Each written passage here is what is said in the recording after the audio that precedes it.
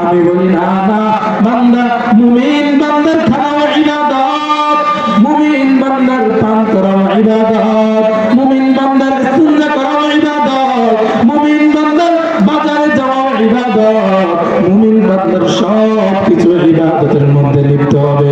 মুমিন বান্দা যখন ঘুমাইবে সেটাও ইবাদত হয়ে যাবে। মুমিন বান্দা যখন নিজের কাজ করবে, কৃষি কাজ করবে, সেটাও ইবাদতের মধ্যে লিপ্ত হবে মুমিন বান্দা। মুমিন বান্দা তো সেই যার দুনিয়ার মধ্যে যে কাজ হবে সব ইবাদতের মধ্যে মশগুল হবে, লিপ্ত হবে। তবে কিভাবে? এইভাবে করলে হবে না।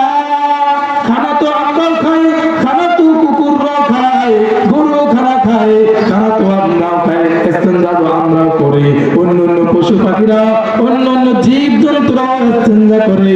তবে পার্থক্য হলো আমাদের মানুষের মধ্যে আল্লাহ রাসূল আমাদেরকে আদর্শ দিয়ে গিয়েছেন, আর ওই পশু পাখির মধ্যে আদর্শ থাকে না।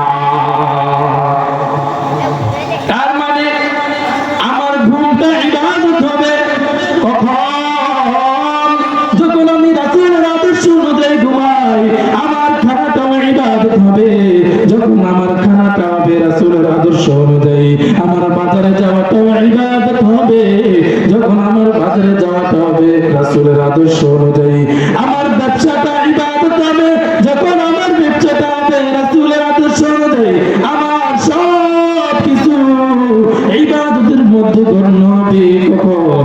যখন আমার সব কিছু আল্লাহ রাসূলের আদর্শ অনুযায়ী, কোরআন অনুযায়ী, হাদিস অনুযায়ী হবে। তখন মুমিন বান্দার ঘুম থেকে নিয়ে জাগ্রত হওয়ার সময় যা যা করবে, যে কাজ করবে, সব কিছু ইবাদতের মধ্যে গণ্য হবে।